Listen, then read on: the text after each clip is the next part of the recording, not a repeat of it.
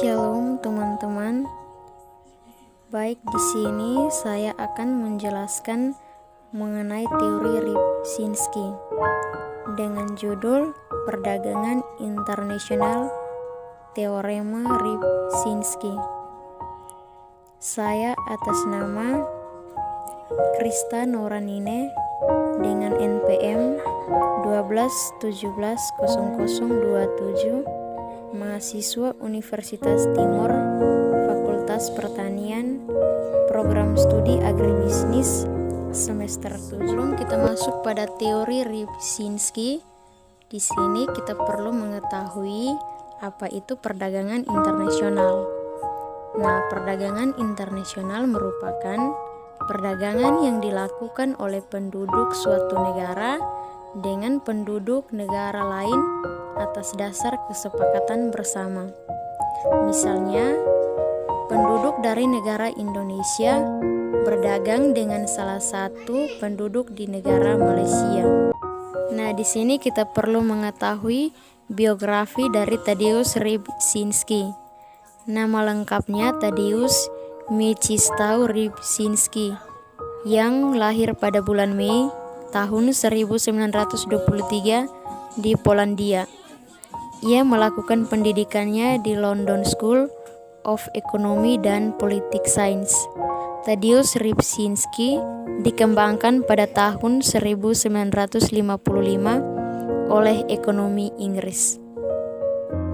Teori Rybczynski menjelaskan bahwa peningkatan dalam suatu faktor produksi penduduk atau endomen faktor akan menurunkan intensitas dari faktor produksi barang lain.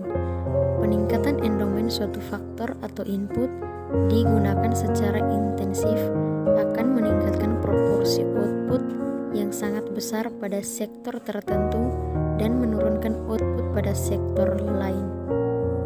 Hubungan antara wakaf dan keluaran.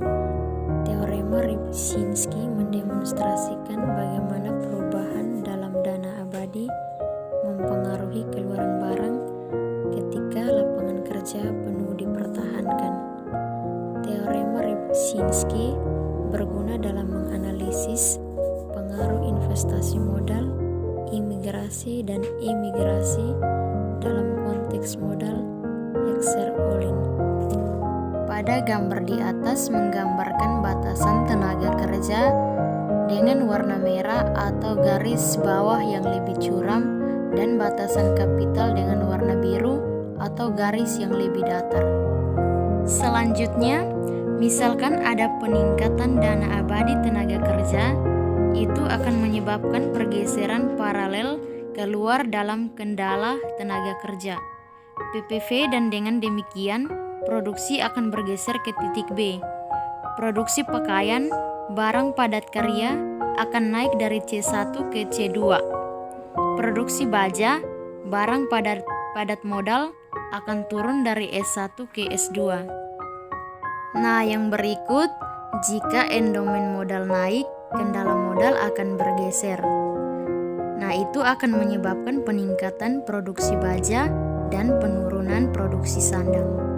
Ingat bahwa karena kendala tenaga kerja lebih curam daripada kendala modal, baja padat modal, dan pakaian adat karya. Nah, itu artinya secara umum peningkatan endomen suatu negara terhadap suatu faktor akan menyebabkan peningkatan output dari barang yang menggunakan faktor tersebut secara intensif dan penurunan output barang lainnya.